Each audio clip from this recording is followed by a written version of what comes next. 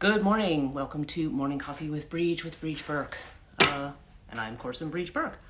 And this is we are now at the 16th of October.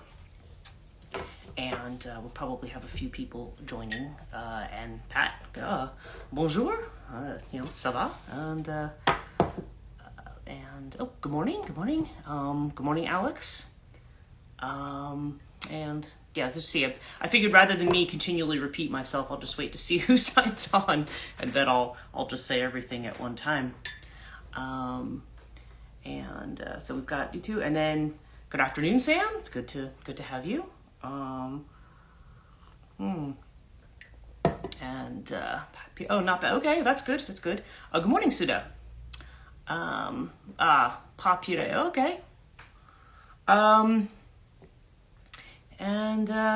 Okay, good morning, Melissa. Just as I said, I was just kind of letting everybody sign on this morning who's going to pop in. I mean, I'm sure there may be other people popping in soon as well. But beautiful day. Not bad. No, I knew what you meant, actually. I did get it, but thank you. And yeah, it's just, I don't know. It's really weird. Okay. With the energies that we're having this week, which are supposed to be very, very intense, and everyone's like, oh my God, wait, shakeups, blah, blah, blah. I have just been feeling remarkably, and I know this sounds really weird to say, like happy, and you almost feel like, should I get my, is there something wrong with me? But I don't know. I've really enjoyed the last few days, and this Mars energy has really given me a drive to work on stuff. I think I told you I've created my own deck that I call the Abagaku deck that I use to work with Azrael, and it's now doubled in size. It's like this thick now because I made a whole bunch of more cards for it yesterday. I have a new Azrael video coming out today, actually. It's already unlisted. It's in the hopper. I dumped a whole bunch of morning coffee videos yesterday because I realized I was behind again. So on Liminal Tarot channel, I did those, but I'm also going to upload the Azrael video, and I'll probably post a link to it in my stories so people can find it. Because I just decided I needed to summarize all of that stuff. Oh, it is interesting, and it's awesome. And so I was putting it together, and I wanted to kind of divide it up. And put kind of cards in between the sections so that we the different parts of the message. Like there's an intro, and then there's kind of the agenda of what I'm going to talk about, and then there's going to be I jumping into his main message, and then into his talking about certain topics. So, and then kind of a general message at the end. So it's about 35-40 minutes by the time, and I'm not sure that I've even said everything that he said. I did have a little sesh this morning with him. And it's very interesting because he said with this full moon, which is coming up, and right now the moon is now in Aries, and the full moon is, I guess, technically tomorrow. But he said that it's, he says, yep, he says, I'm being made to visit during this full moon. The videos for subscribers, no, actually Liminal Tarot channel, anybody can watch what's there. I do my weekly tarot there. I do 6 signs a week, and I post these videos there for people who are not on Instagram. And then I also will post, the Azrael channeling. So all of that's there. So I will, for this particular thing, oh wow, okay, awesome. Yeah, I have it. I don't know how much I push or promote that channel, because most of the time I'm on the Katonia channel, which is where I have the podcasts and where I do another live stream. I posted that one the other day too. Liminal Tarot is one I started a while ago because I used to do those on the Katonia channel. Then I'm like, the people who are just here for like the psychology of myth stuff are going to be really confused by this tarot stuff. So I just moved it to a different channel.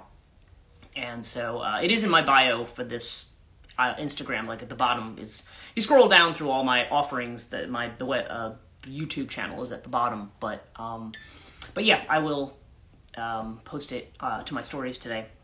Once the video goes live, and I'm going to actually upload the written piece that I have to Wix, to the to transitionlifecoaching.net. So I will have that up there as well. Now today is going to be a busy day for me. I do have to go to I have to go back to near my old workplace, actually, the place I quit, because I promised I would pop in, and then I'm actually meeting Dr. Madlock for lunch. So that's going to be really nice. I have not seen her in ages, and we need to completely catch up on stuff. Love your bi-weekly readings. Oh, thank you.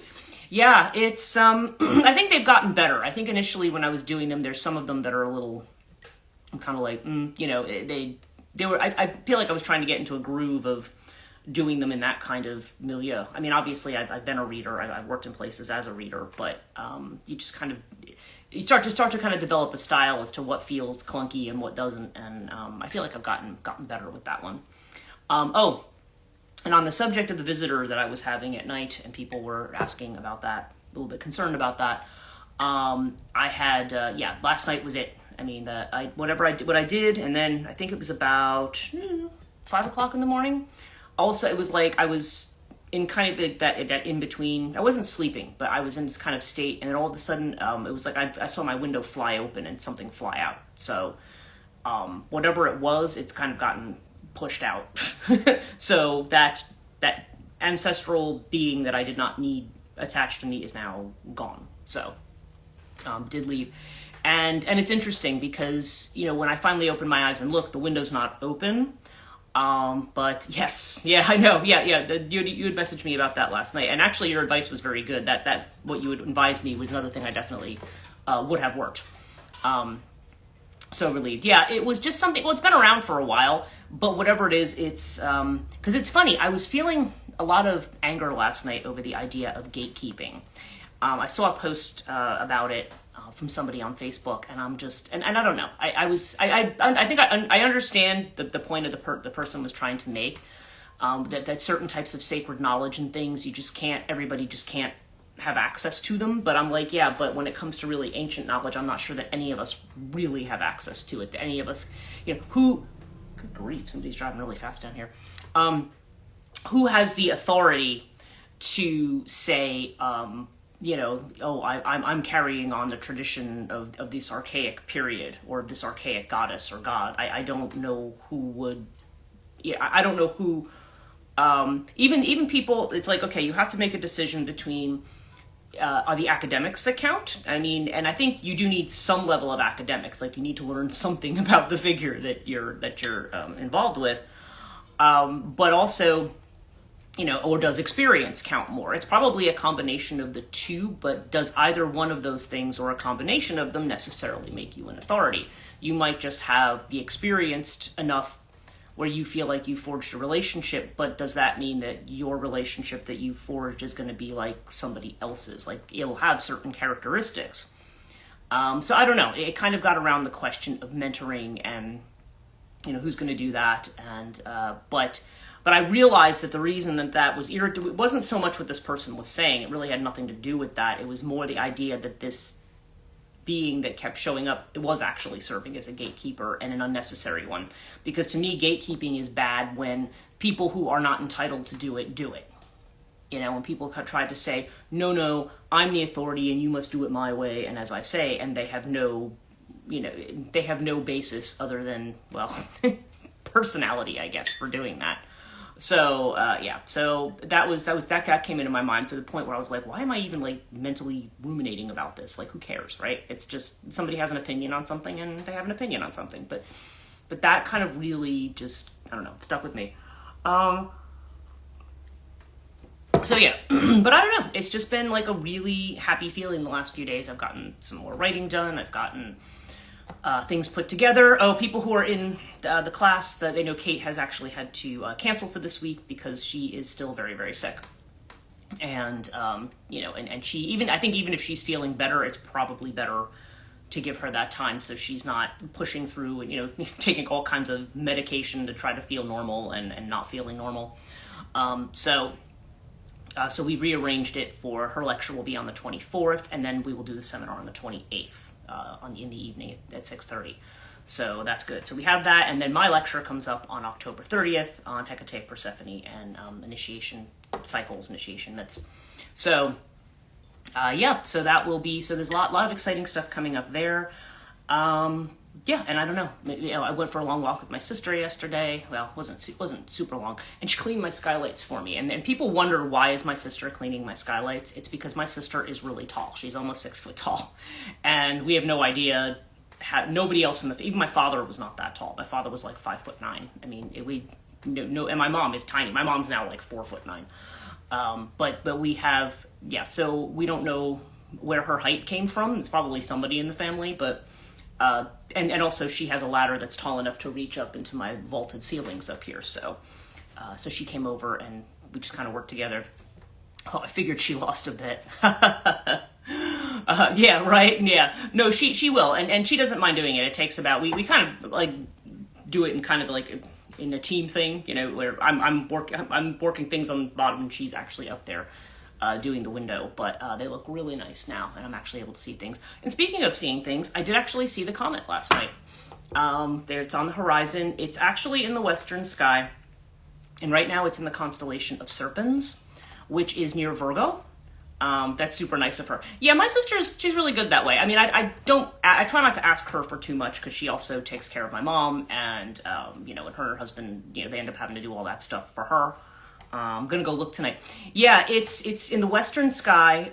When I looked out my side porch, like Virgo is on the side. I actually have an app. I have a star chart app, so I was able to look in the sky and find Serpens, and I could actually see the comet. But it's kind of weird the way it looks. It almost looks like it's kind of like a lot of times in the pictures we see the tail and everything, and it looks kind of not like that. It almost looks like it's kind of sparkly. It's hard to explain it, but it's.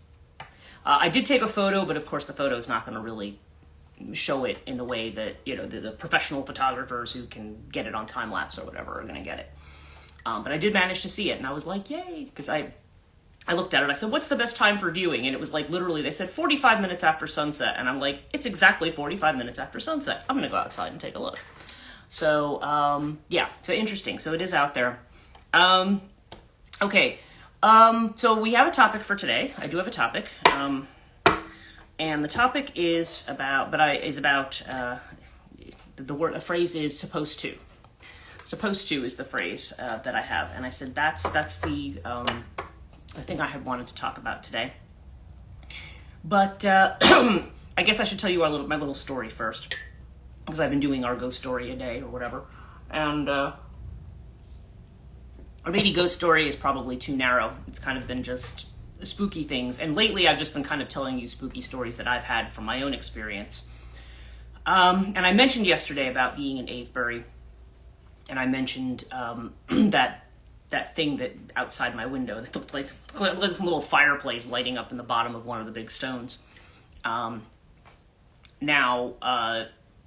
Okay. Now, I think in 2019, in fact, 2019 was the year Uranus hit my Taurus and everything went to crap.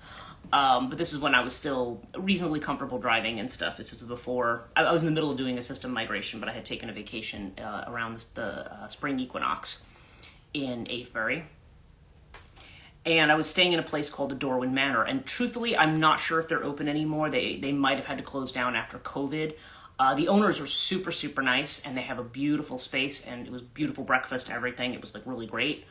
But the only problem with it is that you really do need a car to get, even though town's like not even 5 minutes away, you really need a car because walking on the Swindon Road there's nowhere, if cars come going around those curves really fast, there's nowhere for you to walk. I mean, there's a sidewalk eventually by like a bus stop over there, but there's a whole stretch where there's no place on either side. The hedges are right up to the edge of the road. So the next time I went, I was like, and they would drive me into town if I wanted to go. They're like, oh, we'll just drop you in town. But they, but again, if like I was going to get up really early in the morning and go in the stones, it was very dangerous to do that because of the way that was. I practically had to run that last stretch just to make sure I didn't get hit by a car. But it was my first, actually, it was the first night, but it actually was something that happened over 3 nights. And I was in my room and it was dark out. Now, mind you, it's the beginning of spring. It's still cold. There's not, even though you're starting to see buds in some places, and England does tend to be a little more advanced at that time of year than we are here in terms of, growth of things and so forth. there were no leaves on this tree that was outside my window. There's this tree. It's a very tall tree. And I had these big, beautiful windows that kind of opened onto it. Now, I was, so there was no, there was no bugs. We're not at a time of year. There are some birds around. There's always rooks and things around, but there's no bugs or anything like that. So this was not, what I saw was not this.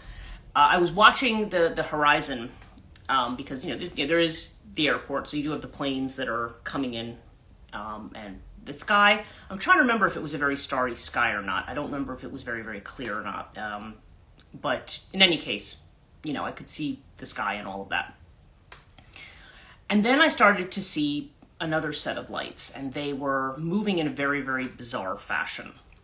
They were like kind of doing this, and I'm realizing they're right outside the window. They're not, because I'm thinking, what is that? Like, is it, I'm thinking I'm seeing something in the sky. Now, one of them was like a bright red orange, and the other was kind of like a whitish blue.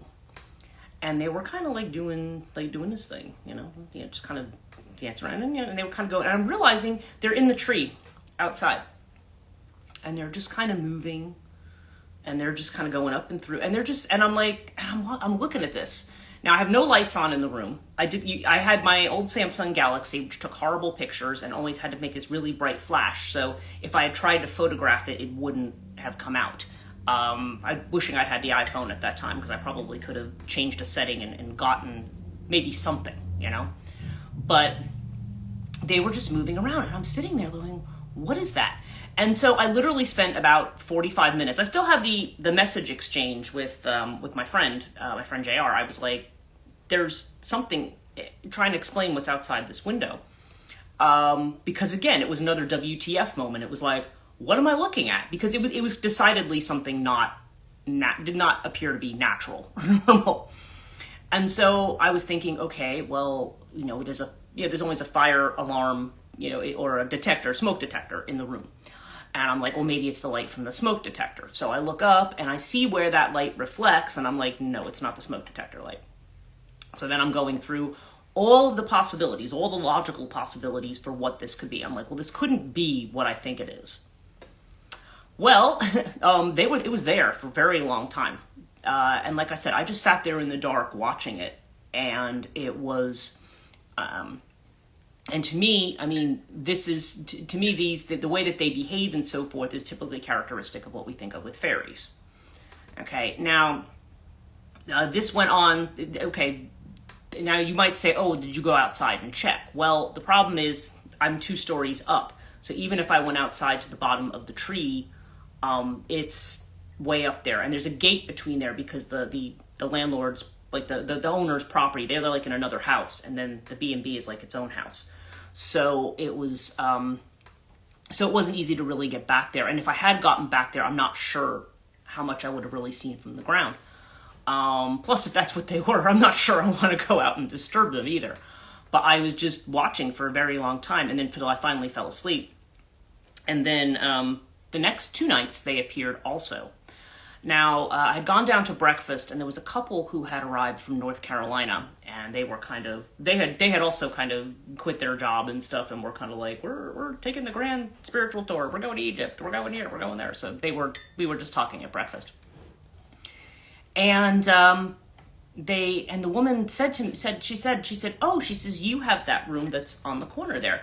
She's like, did you see the fairies in the tree last night? And I was like, okay. Somebody else has said it out loud besides myself, so I wasn't the only person to see this. And she said, yeah, they just kind of move in that tree. And they would come back, and I don't know, there was just 2 of them.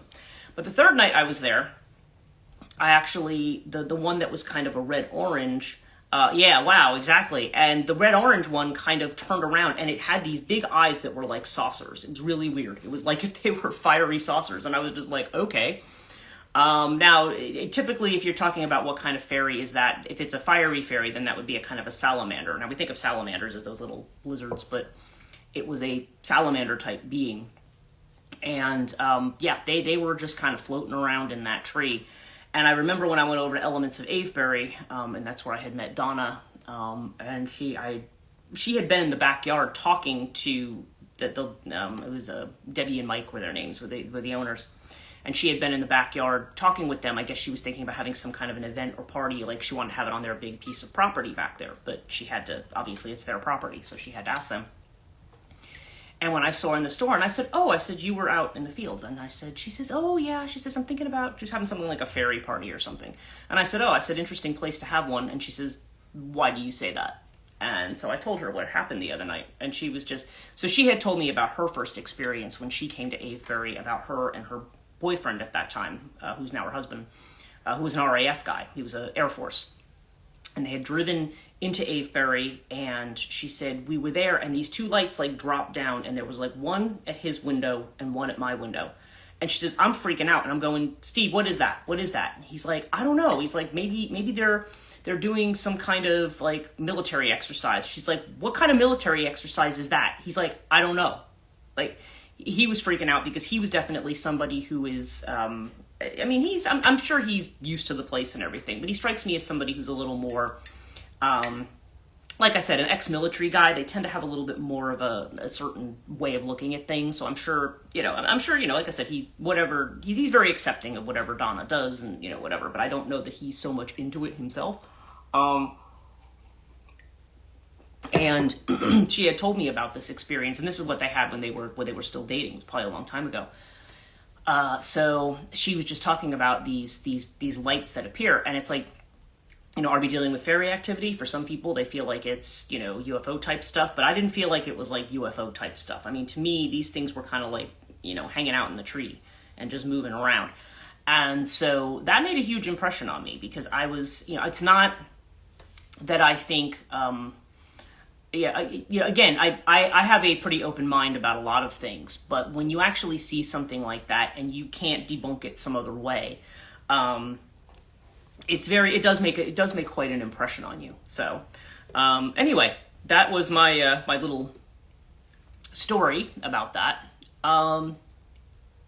So yeah, take from that what you will, but Avebury always, whenever I go there, something very interesting always happens. I can't think of a time that I've been there I've gone there quite often actually. I just email Steve and I'd be like, hey, do you have any availability? Can I get my room? And he'll say, oh, this is the next date that I have. And so usually I plan my trip around that when I would go. But yeah, it's very much, I've just never had a time, and I like being there overnight because then I can go out in the stones at night if I want to and see what's what. And the last time I did that, it was towards summertime. So it stayed light really, really late. But when I was in the avenue, it was just like, you could hear voices like all around me everywhere. I'm like, who's talking? But there was just these constant stream of voices. And I was just like, okay, this is really weird. But, as I was walking down the avenue. And so I thought, you know what, I better go back before something happens and I can't, even though it's a straight line, I can't figure out how to get back. So I had gone back after that. But, fascinating place. Oh, and I should also tell you while I'm telling you about this, there's a barrow nearby. Now, again, if you saw Children of the Stones, it was the place where Di would hang out. They called it the Linnet Barrow, but it's called the West Kennet Long Barrow is the real name. And they always refer to it as the Sanctuary, but the Sanctuary is actually up the road past that. I've been to the Sanctuary, too. Sue Colson took me up to the Sanctuary on a very windy day one day. It's a different kind of a place, but they're all these sites are connected to each other. So the first time I went into the barrow, it's actually, you want to talk about numinous, it was terrifying. It was like, there's something blocking the way, speaking of gatekeepers, right? Something blocking the way of you coming in. And I kind of got the sense that I shouldn't go back there unless I had something to offer first. So I waited, I went back the next day, and I had brought some things. People do that, they will leave offerings in there, and eventually somebody will come in and clear them out. But I brought some, I can't remember exactly what I brought, but I went in, and once I got myself to the back of the extant part of the barrow that you can go into, the energy kind of calmed at that point. And I find that every time I go there now, it's like you have that initial, feeling, and so I almost have to kind of feel like, no, it's just me. And then it kind of like calms down after that. But there is some kind of an energy there, and I've heard it referred to as the Barrow Wight, which is actually a Tolkien type idea, but basically that there's some kind of guardian. Now, some people say this guardian is male. The guardian I experienced it more as a very, very warlike and sometimes cranky female, who's actually guarding, is the way I've perceived it. Although some people say there is some kind of a male, like ancient priest figure. It's a 6,000-year-old tomb, if you know, the West Kennet Long Barrow. And most of it's not excavated. But yeah, I love going up there, and I love visiting. And sometimes I will do some, not magical work. There's a lot of people who try to do magical work inside that barrow, but sometimes I will go up there if I, you know, want. And oftentimes, that's so ancient. Yeah. Well, that whole site is about that old, 6,000 years old, and I like things that are that old. You know, I like old stuff, and I don't know. I have a real attachment to that place, and I definitely want to go back there. But yeah, but there's definitely, if you look up the West Kennet Long Barrow in the spirit, like there's other people who have had that, and I've read about other people who have, you know, like travel bloggers and stuff like that who said they've gone there and they're like I'm not going in there, like something stops them at the door. And on the other hand, I've been up there in May and kids have been running around and they're like it's nothing. So I don't know, it kind of, but there is definitely an energy that hangs on there, and you know, but again, I've kind of gotten used to the place, and I feel like when I go in, whatever's there has gotten used to me. So it's not so bad, but you have to be very respectful in there. So anyway, those told you a bunch of stories about Avebury today, Avebury Part 2. And I'm not sure how much time I'm going to have to get onto my topic, but actually I'm going to turn this light off. The sun's been coming up at 7:15, so it's getting darker in the mornings, and so I have to, I've been trying to just put a little ring light over here, like a really tiny one, so that I have some light when I start. So what kind of came into my mind today, overnight last night when I was, again, well, nights have been very, very strange, but not necessarily bad, just very strange.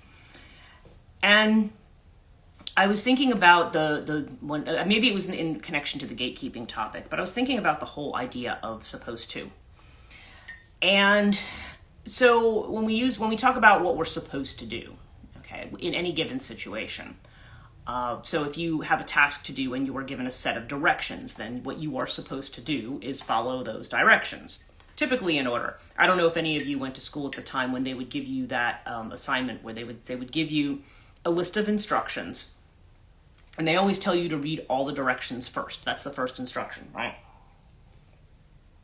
But a lot of times people will just start, and it'll be something like, oh, draw a circle, draw this, draw that. And then the last instruction is, do not follow any of these instructions.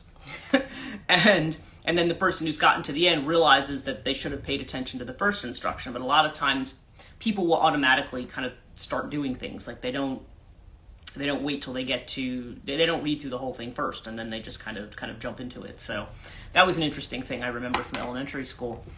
But when it comes to supposed to is has a lot to do with our sense of duty. It has a lot to do with our sense of what our role is, and it has a lot to do with our interaction with society, kind of generally. And I thought, yeah, a lot of supposed to is, and also, yeah, this was the thing I think that fundamentally got me. I said, I think it also can have to do with our spiritual experiences too. There's an expectation that's attached to supposed to. This is supposed to happen. That's supposed to happen. You know, it's my birthday. It's supposed to be a happy day, right? Yeah, you ever have that where you have like a high expectation for a particular day and it doesn't measure up to your expectations? You go home and you're kind of like, well, that fell short of what I wanted it to be. You know, because of one thing or another. We have this expectation about how we should have been or how we should have behaved. Oh, I was in this situation. I intended to be this way, but I think I came across this way, and now I'm upset about it. You know, we have a whole lot around supposed to. And supposed to me, it occurred to me that is really, that's what we could almost name the little, when we get the Eight of Swords a lot, when we get that little creature of the mind that tells you that you're not doing it right, or that starts picking at you and judging you and so forth.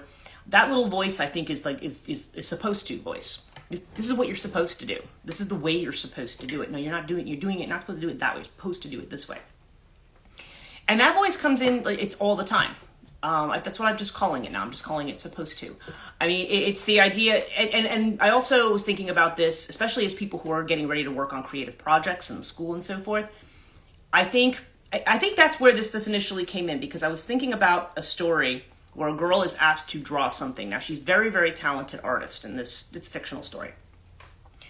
She's just naturally very talented. She's, probably like 16 years old, 15, 16, but she knows how to draw. She has kind of, in perspective and stuff, is a really hard thing to have. I mean, in art, it really, people who have it, I mean, it's not something that comes naturally to everybody, but she's somebody where a lot of this comes naturally.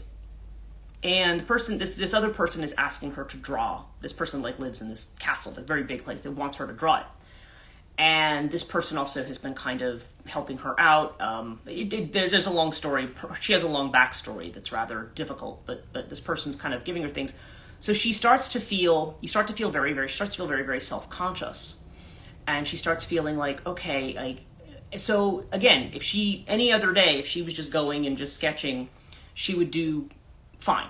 But for some reason, when she has to sit down and draw this, now she feels like there's the weight of expectation on her. Well, I have to do it a certain way. It has to be perfect. It has to be this, because this person's going to look at it. This person's going to judge it. This person's giving me something. I have to give this back to them in return. That's the other thing too. When we feel like we owe something to somebody, we start to feel very self-conscious about, am I doing it right? Am I doing it right? And that's that energy of supposed to. And the thing is, and in the story, what kind of the thing is just like, if she would just act like nobody was watching, acted like nobody gave a crap, then she could just do it and do a perfectly good job, because it was something that comes naturally to her. But she has a hard time because now her mind is getting in the way and telling her like, no, now there's a weight to it that was not there before. And that's interesting when creativity has to be under that weight. There are people who can, I think it's sort of been described like a muscle that can be exercised. Like if you work in a creative field, like I think of people who write dialogue for late night TV, for instance, where every night, like there's a new news cycle and they have to make up jokes and they have to do things, like they have to do something creative on the spot. That I feel like is almost like a muscle that can be built. That's the other thing with creativity. If you want to do something with any regularity, you have to keep doing it, and you have to be willing to make mistakes, or you have to be willing to say, and not get discouraged if something doesn't come out the way that you want it to. Right? There has to be ability to just keep moving forward, keep working through it, and keep trying, because you're not going to be perfect the first time. We like I said, and especially when we really want to do something, we see something somebody else does and says, "Oh, I really want to do that." Well, oftentimes, if this is something new to us, we're not going to be able to do that right away. Starting a job, doing whatever. We're not going to know everything right away. I remember even when I was, I was a professional cataloger for years in the library field. And I was, good enough that I would go around and teach cataloging to the local libraries. I would teach them about records and understanding things. It was something that really interested me when I first got my library degree. And I always wanted to be a tech librarian. I didn't want to sit at a reference desk. So I was really interested in this, and a lot of people did not understand that aspect of librarianship. But I found that anytime I took on a new job, there's always a new angle to it. Like the first time I started working at FDU, the director there at the time was buying all these materials in a multiplicity of languages. And so I'm cataloging books in Czech, in Latvian, in Russian, and you kind of have to adapt yourself to it. Now, I know the basic rules, but there's sometimes, and if you're doing archival material, there's another level of detail that you have to do and so forth. So, the fact that I know it and know it well doesn't mean I can't walk into a job and just do it. There's still a matter of getting up to speed on everything, even though we know stuff. So, I don't know. I always think that that's something that has to be considered if we're going to take a detached view from stuff that we're doing. If we're it kind of goes back to what I had said, and I know I already told the story about the girl with the mantra of "I don't give a damn." That's just the thing. Who cares what you're supposed to do? It's funny because you grow up, I think, in an educational system that tells you that you have to be a certain way or do things a certain way, or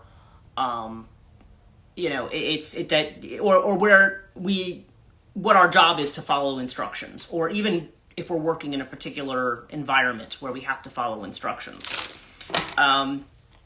I think when it comes to really authentic expression of ourselves, or allowing creativity to flow, which, as they've said, creativity flows from source. It's not really something that belongs to us. It's something that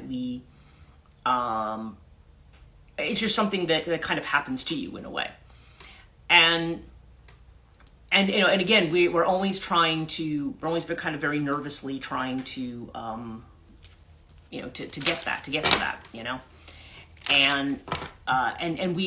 but we automatically, when you start something new with that, when you're not in that level of adventure, when you're not having that sense of, I'm just trying to explore, it's not about whether or not I'm going to produce a perfect product. It's not about whether or not I'm going to sell this product. It's not going to be about, I think a lot of times when we want to express ourselves, we just have to kind of relax and be ourselves.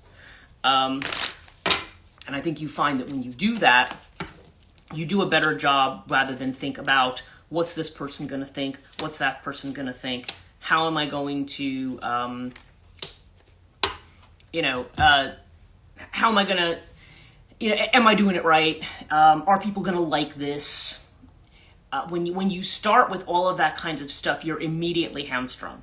This is when you kind of have the element, not only the 8 of Swords, but of the 5 of Swords even. It's like you're almost defeated before you start. Because you immediately start comparing yourself to other people. Well, this is how this person does it. I don't know if I can do this as good. I don't know if I can do as good of a job. And really, it comes down to who cares. I mean, you don't get anywhere without just kind of diving in. You have to kind of dive in and do something. And even if you make a mistake, we live in a world now, especially now. I hate to keep going back to the AI subject, but to me, it seems to me that this idea that AI is going to produce the perfect thing without us having to make any effort. I think that might even get back to the gatekeeping topic, because I think one of the tensions there is the idea that I think what this person's post was arguing was that some people feel that they don't have to take time to learn anything. The idea, I should just know it, and the thing I produce immediately should be the best thing ever. And like I said, when I teach classes and stuff, I have people who I ask them certain questions, and I know they're going into AI. And they're trying to produce an answer because they think that sounds like a good answer and the best answer and the right answer.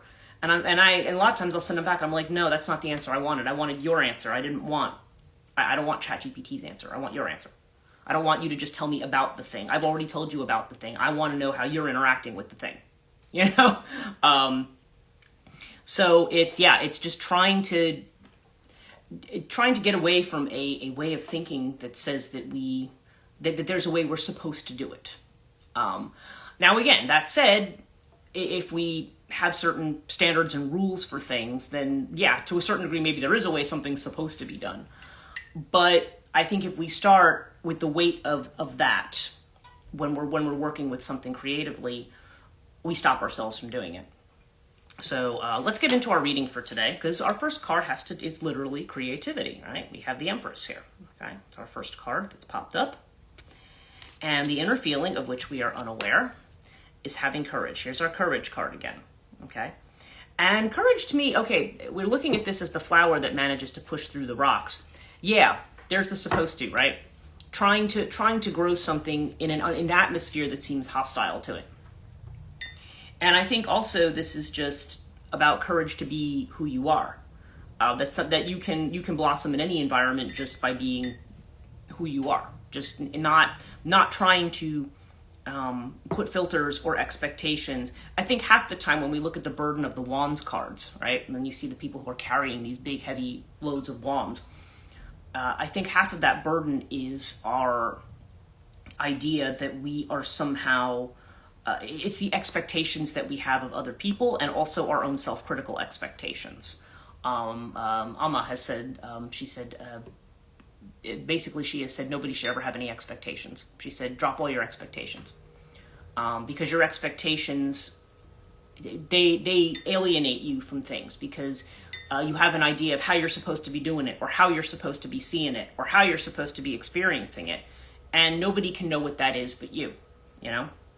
So there's this courage, and to be receptive, right? We've got receptivity. We've got the Queen of Cups here. All right, so there's the idea that you need to be open to receive.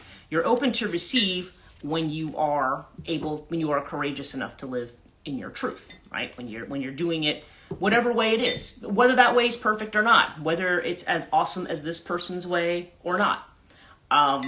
You know, there's a need to, because a lot of times, as one of my friends says, there's an ass for every seat, right? So whatever you're doing, even if what you're doing doesn't suit one person or one group of people, there's going to be somebody else who it does suit. You know, you kind of just have to do your thing. Now, this is an interesting card to come up as the advice, and that's the Lovers. Okay. So this gives us, we've been seeing this a lot. We're getting towards the end of Libra season here, and we're seeing, and of course this is a Gemini card, but the Lovers is about relationship, and Libra, of course, is about relationship. And coming into relationship. So this is a different kind of relationship. We've been talking about masculine, feminine, right? And there's a certain degree of that here. You know, there's a certain degree of, you know, our rational masculine side connecting with our receptive feminine side, right? But I think it's also about connecting with ourselves, like that love relationship between ourselves and our soul, between what wants to be expressed, between the people who we really are. The ones, you know, whatever your version of your song is, or whatever your version of your voice is. Okay, that's what it is.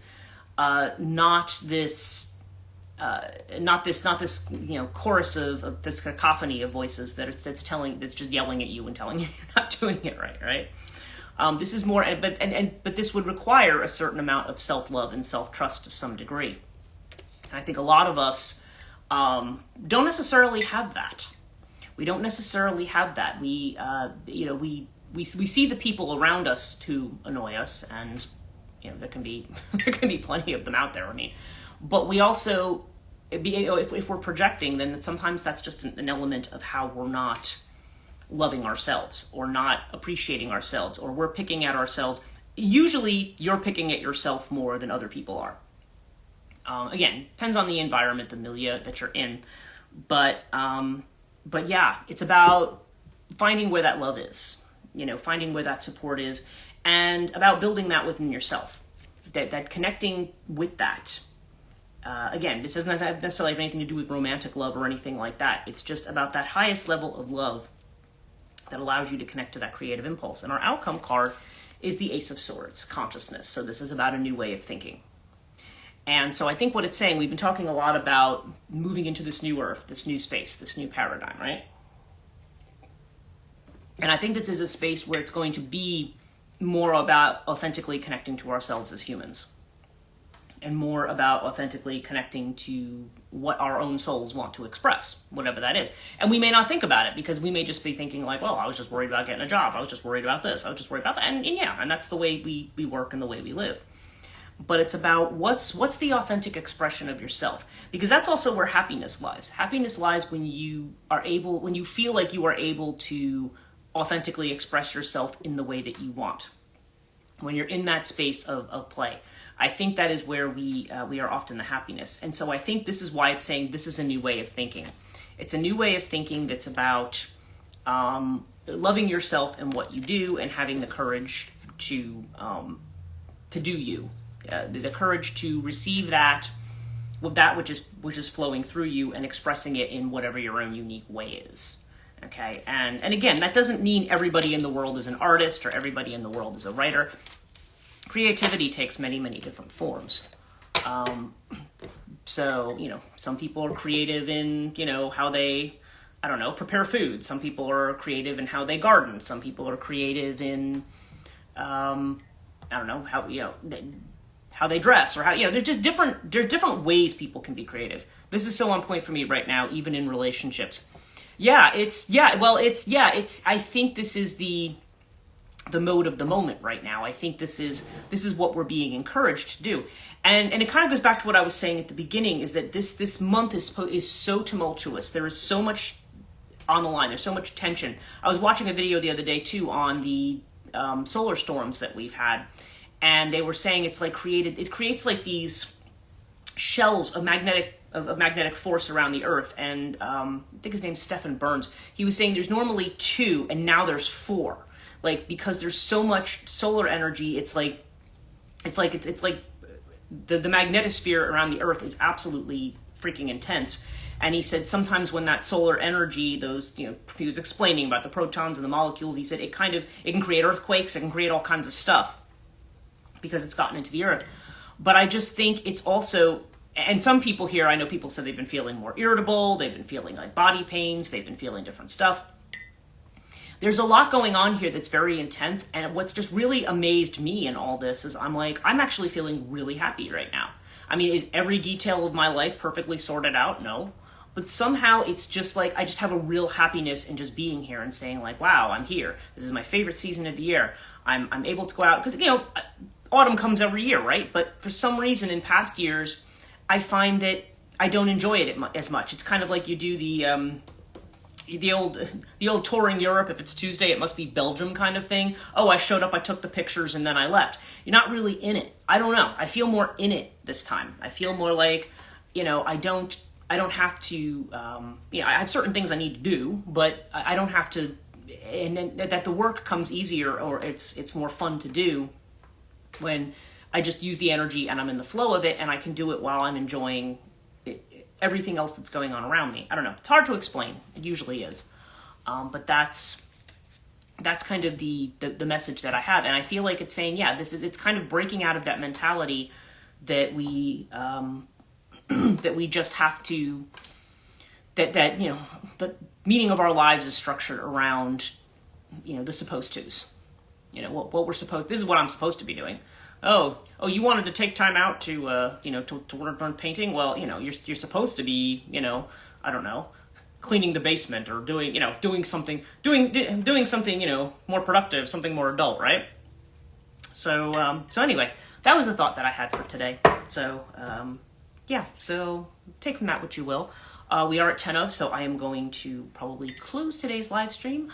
I wish all of you a very wonderful Wednesday. I hope you have a great day. And thank you all. I mean, I'm getting messages from you during the day and stuff from a lot of people, and thank you very much for those. And, I enjoy the interactions with everybody every day. I'll miss seeing you guys at, I think Alex said you weren't going to make it Thursday anyway, so I'll miss you guys this Thursday, but we'll definitely see you next Thursday. And some of you I'm going to see in other contexts. You're welcome. And if you know anybody in Jersey who wants to take the intuitive development course in person, it starts this Saturday. We now do have a couple of people signed up. And Karena also there is offering a kind of a shamanic workshop as well, which I'm going to post about today too. It looks really interesting, so if people want to take that who are in Jersey, they can do that. Most people here are not in Jersey, but if anybody is aware of anybody who might be interested in that.